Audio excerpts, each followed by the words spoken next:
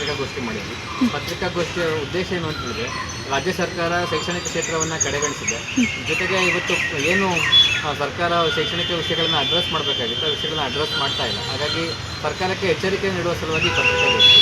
ಇವತ್ತು ಕರ್ನಾಟಕ ರಾಜ್ಯದಲ್ಲಿ ವಿಶ್ವವಿದ್ಯಾಲಯಗಳ ಪರಿಸ್ಥಿತಿ ತುಂಬ ಚಿಂತಾಜನಕವಾಗಿದೆ. ಯಾಕೆಂತ ಹೇಳಿದ್ರೆ 10ರಿಂದ 12 ವಿಶ್ವವಿದ್ಯಾಲಯಗಳಿಗೆ ಇವರು ಕುಲಪತಿಗಳನ್ನು ನೇಮಕ ಮಾಡಿಲ್ಲ.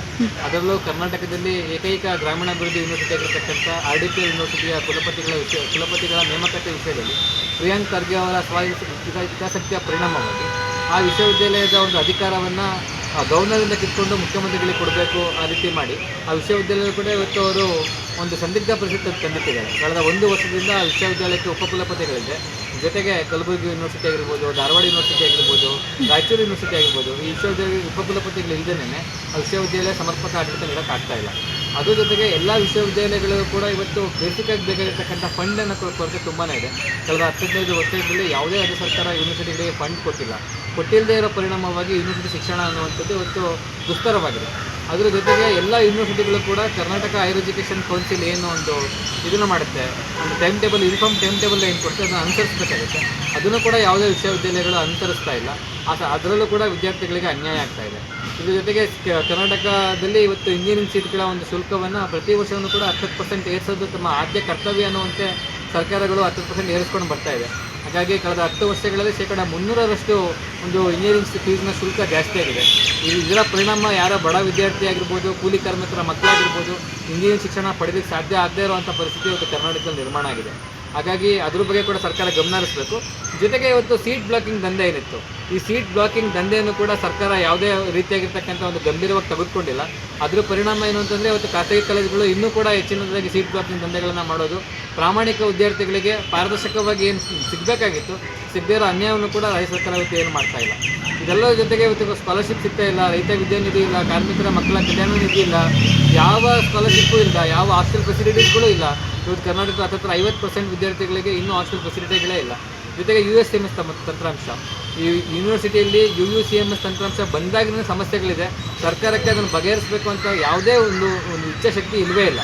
ಅದ್ರ ಜೊತೆಗೆ ಇವತ್ತು ಸರ್ಕಾರದಲ್ಲಿ ಏನು ನಮ್ಮ ಉನ್ನತ ಶಿಕ್ಷಣ ಸಚಿವರಿದ್ದಾರೆ, ಇಷ್ಟೆಲ್ಲ ಸಮಸ್ಯೆಗಳಿದ್ರು ಕೂಡ ಯೂನಿವರ್ಸಿಟಿ ಎಜುಕೇಷನ್ ಅಲ್ಲಾಡಿತಾ ಇದ್ರು ಕೂಡ ಯಾವುದೇ VCಗಳ ಅಪಾಯಿಂಟ್ಮೆಂಟ್ ಆಗದೇ ಇದ್ರು, ಯಾರಿಗೂ ಸ್ಕಾಲರ್ಶಿಪ್ ಸಿಗದೇ ಇದ್ರು, ಹಾಸ್ಟೆಲ್ ಸಿಗದೇ ಇದ್ರು, ಸೀಟ್ ಬ್ಲಾಕಿಂಗ್ ದಂಧೆ ನಡೀತಾ ಇದ್ರು ಕೂಡ ಒಂದು ಉನ್ನತ ಶಿಕ್ಷಣ ಸಚಿವರಾಗಿರ್ತಕ್ಕಂಥ ಡಾಕ್ಟರ್ MC ಸುಧಾಕರ್ ಅವರಿಗೆ ಬಗ್ಗೆ ಗಮನ ಹರಿಸ್ತಾ ಇಲ್ಲ.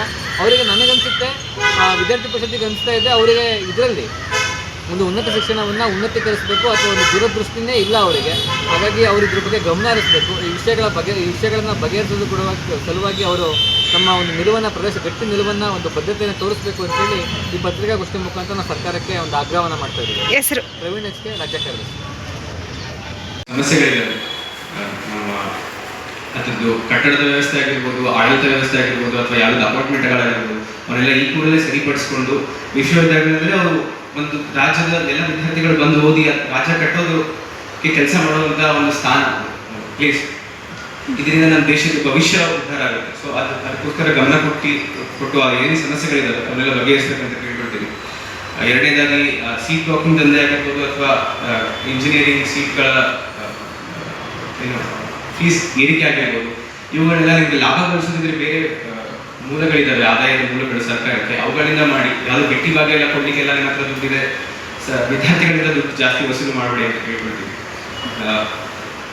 ಮೂರನೇದಾಗಿ ವಿದ್ಯಾರ್ಥಿ ನಿಲಯಗಳು, ಹಾಸ್ಟೆಲ್ ವ್ಯವಸ್ಥೆ ಆಗಿರ್ಬೋದು, ಅವುಗಳನ್ನ ನಮ್ಮ ಆಲ್ರೆಡಿ ಹೇಳಿರೋ ಪ್ರಕಾರ ಭಾಳ ಸಮಸ್ಯೆಗಳು ಜಾಸ್ತಿ ಆಗಿದೆ. ವಿದ್ಯಾರ್ಥಿ ನಿಲಯಗಳ ಸಂಖ್ಯೆಯನ್ನು ಜಾಸ್ತಿ ಮಾಡಿಕೊಂಡು ಒಂದು ವಿದ್ಯಾರ್ಥಿಗಳಿಗೋಸ್ಕರ ನೆಲೆ ಕೊಟ್ಟು ಬೆಂಗಳೂರಲ್ಲಿ ಈ ಥರ ಸಮಸ್ಯೆಗಳಾಗಿರ್ಬೇಕಾದ್ರೆ ಇಡೀ ರಾಜ್ಯದ ಕರ್ನಾಟಕದಲ್ಲಿ ಯಾವ ಥರ ವ್ಯವಸ್ಥೆ ಆಗಿರ್ಬೋದು ಅಂತ ಯೋಚನೆ ಮಾಡ್ಬೋದು ನೀವು. ಅವುಗಳನ್ನ ಸರಿಪಡಿಸ್ಕೊಂಡು ರಾಜ್ಯ UUCMS ಅದರಲ್ಲಿ ಏನೇನು ತಂತ್ರಾಂಶಗಳಲ್ಲಿ ಏನೇನು ಸಮಸ್ಯೆಗಳಿದ್ದಾವೆ ಅವುಗಳನ್ನೆಲ್ಲ ಸರಿಪಡಿಸ್ಕೊಂಡು ಆಮೇಲೆ ಪ್ರತಿ ಯಾವುದೇ ಕಾಲೇಜಿಗೆ ಹೋದ್ರೂ ಮೊದಲೇ ವಿಚಾರ ಹೇಳೋದೇ ವಿದ್ಯಾರ್ಥಿಗಳು UUCMS ಪ್ರಾಬ್ಲಮ್ ಇದೆ, USCMS ಪ್ರಾಬ್ಲಮ್ ಇದೆ. ಈ ರೀತಿ ಹೆಚ್ಚಿನದಾಗಿ ಇದ್ರೂ ಕೂಡ ಸರ್ಕಾರ ಇದ್ರ ಬಗ್ಗೆ ನಿರ್ಲಕ್ಷ್ಯ ತೋರಿಸ್ತಾ ಇರೋದು ಬೇಜವಾಬ್ದಾರಿತನ ತೋರಿಸುತ್ತೆ. ಸರ್ಕಾರ ಬೇರೆ ಎಲ್ಲ ಕಾರ್ಯಕ್ರಮಗಳಲ್ಲಿ ಯಾವ ಥರ ಆಸಕ್ತಿ ಇಟ್ಕೊಂಡು ಕೆಲಸ ಮಾಡ್ತಾ ಇದೆ ಅದನ್ನು ಸ್ವಲ್ಪ ಒಂದು ಕಿಂಚಿತ್ತು ಆಸಕ್ತಿಯನ್ನು ಶೈಕ್ಷಣಿಕ ಕ್ಷೇತ್ರದಲ್ಲಿ ಕೊಟ್ಟರೆ ಬಹಳ ಒಳ್ಳೆಯದಾಗುತ್ತೆ ಅಂತ ಈ ವಿಚಾರದಲ್ಲಿ ಮಾಧ್ಯಮ ಮಿತ್ರರ ಸಹಕಾರ ನಮಗೆ ಬಹಳ ಅವಶ್ಯಕವಾಗಿದೆ. ಎಲ್ಲರೂ ಸೇರಿ ನಾವು ಈ ಸಮಸ್ಯೆಯನ್ನ ಬಗೆಹರಿಸೋದ್ರಲ್ಲಿ ಕೆಲಸ ಮಾಡೋಣ.